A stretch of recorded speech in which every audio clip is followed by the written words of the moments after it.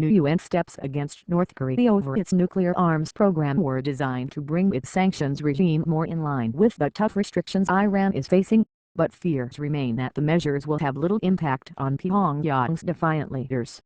U.S.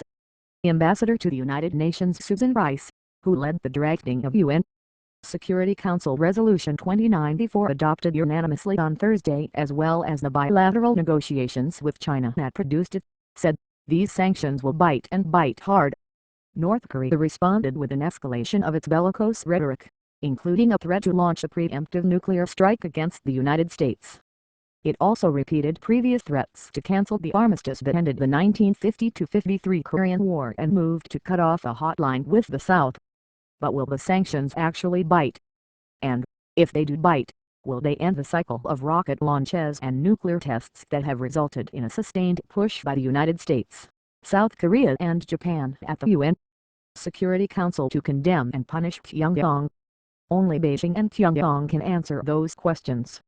Some analysts question whether North Korea's ally and diplomatic protector China really wants full implementation of the UN restrictions on trade with North Korea, as its UN envoy Lee Bilger called for on Thursday. Without China's active support, the measures could be largely symbolic. George Lopez, a professor at the University of Notre Dame and a former member of a UN expert panel that monitors compliance with the North Korean sanctions regime, said the new measures could prove to be more effective than previous rounds of UN sanctions have been against Pyongyang. This diversity of sanctions measures and other directives in the new resolution have the potential to take a considerable bite out of DPRK North Korea money movements and to constrain their access to specialized products critical to missile and centrifuge operations, he said. Similar to steps the UN Security Council approved in June 2010 against Iran over its nuclear program, the Council's latest resolution prohibits countries from engaging in any financial transactions with Pyongyang that could in any way be linked to its nuclear and missile programs. It also makes interdictions of suspicious North Korean cargo coming in and out of the country in violation of UN sanctions mandatory. Such raids on North Korean vessels were voluntary prior to Thursday's action by the Council.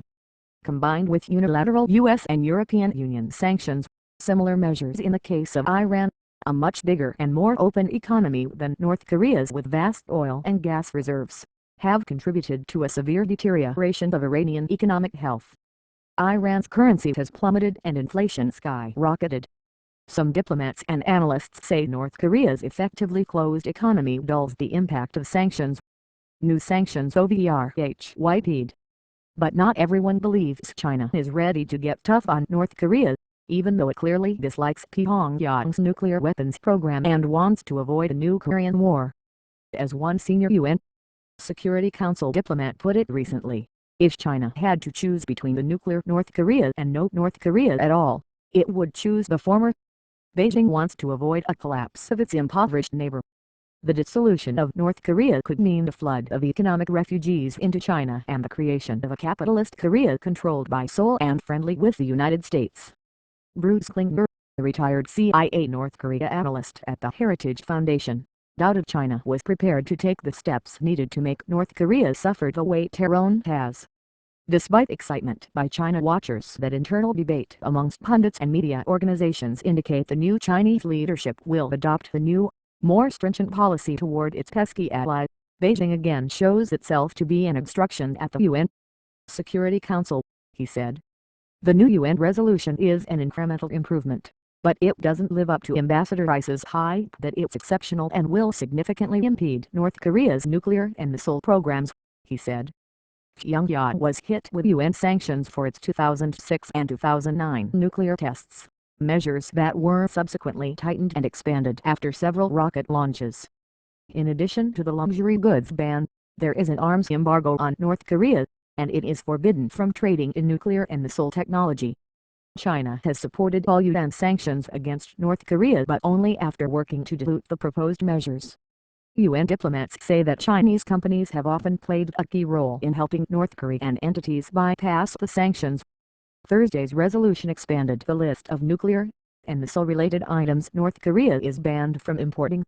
It also called for a crackdown on North Korean diplomatic personnel carrying briefcases bulging with cash in and out of the country. Taking aim at the lavish lifestyles of North Korea's elite, the council explicitly banned the sale of yachts, racing cars, luxury automobiles and certain types of jewelry to beef up the 2006 ban on the export of luxury goods to Pyongyang. Robert Joseph, the former U.S. Undersecretary of State, said getting tougher on Pyongyang was crucial because Iran, which the United States and its allies suspect of developing nuclear weapons, is following the world's responses to North Korea. What they Iran have seen thus far has not dissuaded them from continuing down their path of nuclear proliferation, he told the Senate Foreign Relations Committee on Thursday.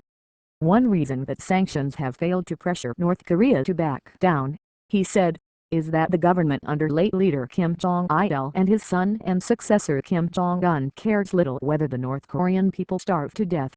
And in part, it is because China has undercut the impact of sanctions and has continued to keep open a lifeline of assistance to the North, no matter how blatant or lethal its actions, Joseph said. After the new sanctions passed on Thursday, China and Russia called for an immediate resumption of the stalled six-party aid for disarmament talks with the two Koreas, the United States, China, Japan and Russia. But South Korean Ambassador Kim Soot dismissed the idea. Today is not the day for talking about dialogue. Virginie Gramsci, the North Korea expert at Britain's Nottingham Trent University, said refusing to talk would not end the cycle of tit-for-tat between the Security Council and North Korea, and could make the situation more dangerous.